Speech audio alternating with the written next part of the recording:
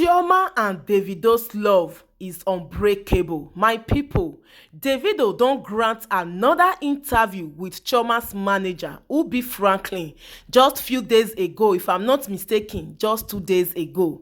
When I dey let una know say this Davido and Chioma love, there is nothing anybody can do about it. Chioma is already welcome to the Adeleke's family as Davido have chosen her over and over again. Una go say Vaolebaz, I too dey hype my favorite. Well guys, in this recent video, Davido don let us know say Chioma dey among or is the main reason why he relocated from America. We all know say Davido have it all, like God already blessed this guy, and a lot of people still dey wonder why Davido actually decide to relocate from America come dey stay Naija, except maybe when he wan go for show or for a visit, na then he dey only go America. Davido don grant interview with Ubi Franklin let us know say when he met Chioma 2012 in Babcock University, na from there he know say yes, he's not going to live in America. He must come back to Naija to come stay with this woman, because this, according to him, God revealed to am say Chioma will make a perfect wife. Abeg, make e no be like say na me too talk, and I go urge every one of you to watch this video to the end before una go say where I hear am. This na Vaolebaz TV. God bless you massively. Stay tuned for more updates, and always remember to put up the post notification bell. Guys, abeg, enjoy the rest of the video and drop your comments at the comment section. I told Jazzy, I like Jazzy. Me, I go come Nigeria, but I just want to tidy one or two things. Then they were like, come now, that they'll always be there for me. So them, they left. Of course, they left to what is it called? They left to LA. Yeah. I didn't go to LA because I had to figure out, the car situation. I had to just figure out everything that was going on. So me and B-Red, they left. Me and B-Red dropped them in the airport. So guess what? So me and B-Red are driving back from the airport. We just get to the house. We just see police outside the house. Outside Popsy's house. Almost. We just reversed. I said, fuck, what are we going to do? The only thing to do at that time, brother, was to try, because everything was in that house. All the money I had saved was in that house. So I couldn't even, everything was in the house, my passport, everything. I was like, fuck. The first thing I just thought, I was like, you know what? Let's go and pick up this car first before we even hear a story. We get to the Audi place. Oh, David, we've been waiting for you. They show me the car, everything.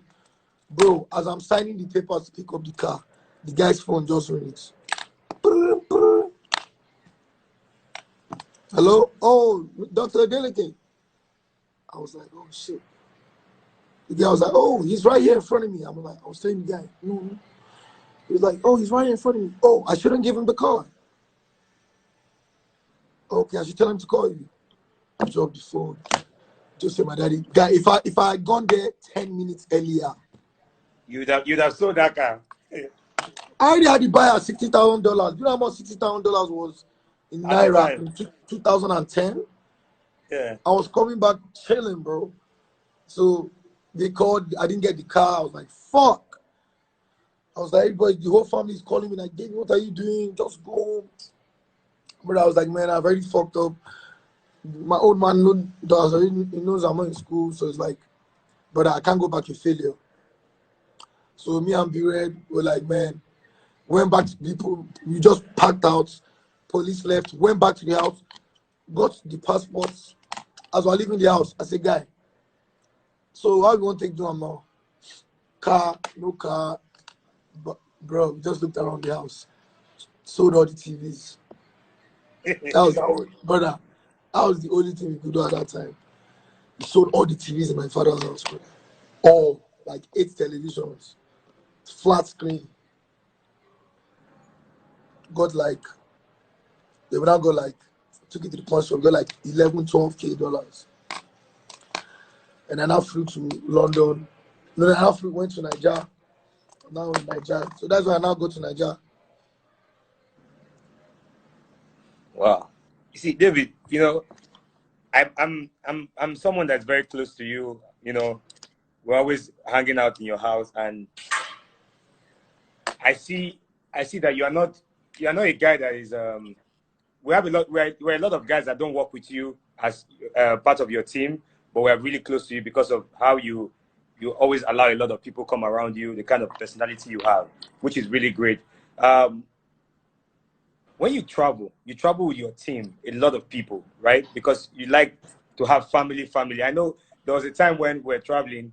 You know now, I say Ubi is not about the money. If my guys are not with me, I'm not coming. You know that. So there was a time we had the jet, right? Because the jet was 8-seater. You said, Ubi, I don't mind not living here. If my guys are not with me, we had to tell that jet guy. Remember, we were at the airport. I think we're going to Owerri to Port Harcourt to Abuja. So we had to stop. We said we're not going. You say you're not moving. If two of your guys now, to some people, these guys are irrelevant to them. Yeah. But to you, every member of your team is very, very important to you. We know. I know the likes of Aloma, Obama, Special. I know. You know, the funny thing is, you are one of those people that even your gate man has entered the jet, right? Of course. That's how excited my former gate man now is blown. Father. Yeah. Yeah. So that's good. So we stopped that. We had to receive the money back from the jet company and hired a jet that was, I think, 15-seater for us to do that trip. It was more expensive, but you see, you told me, Ubi, don't worry. I know that you paid for this. I'm going to pay the balance. You paid the balance of that money just because you wanted two people from your team to be part of that thing. That day I looked at you, I was like, this guy, what's really wrong with him? But it's the kind of person you are, and that's why I really, really like you. You know, when you call me and say, Ubi, I want this, I'm always jumping and say, I'm going to do it because of the kind of individual you are. Another thing is that, like, even like growing up as a child, like, all my brothers and sisters, they were in London and America. I was the only one with my dad. Only me and my dad in late Nigeria. I was the only one that grew up in Nigeria out of all my siblings. You know, my mom died when I was 10. So it was after that, it was just me and my dad. Like I slept in my dad's room after my mom died for the next, like, 4 years. I was in my dad's room. We couldn't sleep apart. Until, like, you know, I started had a girlfriend and I started wanting to do late night call. And I started sleeping in my own room. But David, I know that everything you did for you to be Davido today is not what, when you look back, you're not proud of it. Right? When you look back, you're not proud of the fact that you actually gave your father a lot of trouble to get to where you are. That is I think I give him a lot of trouble here, but like everything paid off. Like, you know, everything paid off, yeah. But you know, some people have tried this and it didn't pay off, right? Yeah, like I always say, like, I'm not calling any names, but we have a lot of, like, artists that, like, their parents have money as well. Yeah. You know, but it didn't really work out. So it's like, you know, like, to me, like, in the beginning stages, everybody's that has this, that has money, that has money.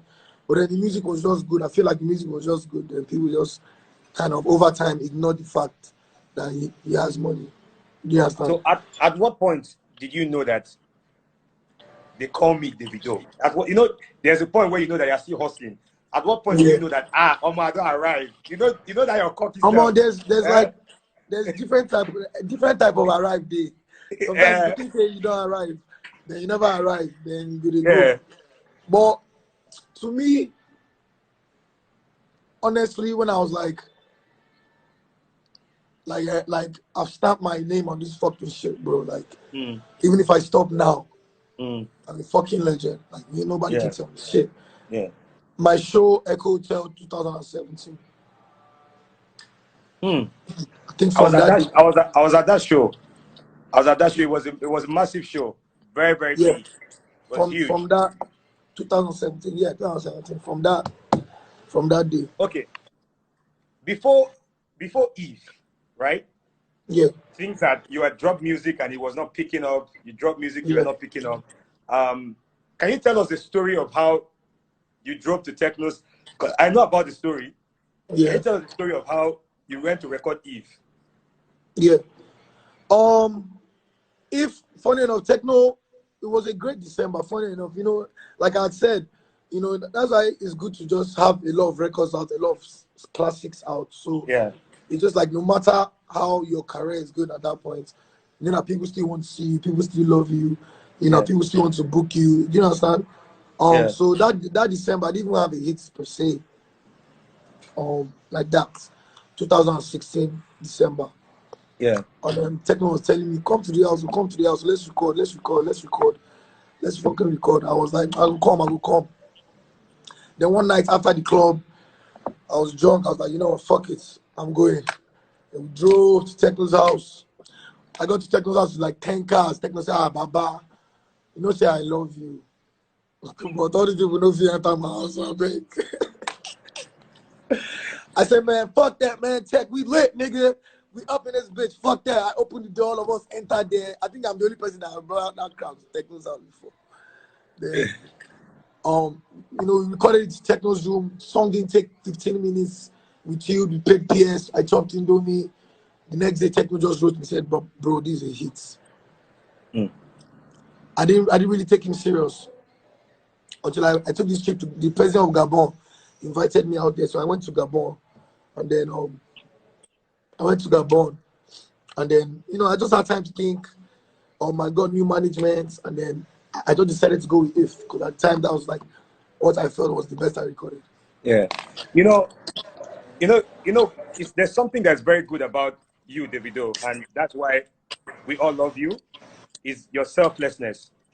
As at the time, you see what Techno did with Eve was thank you for what you did for him when he started. You know, Yeah, when Techno started, you were on one of his first major song, which is Holiday. Holiday. And Yeah, yeah, and you didn't I know didn't that. even shout out to Yeah, Techno. I didn't even know.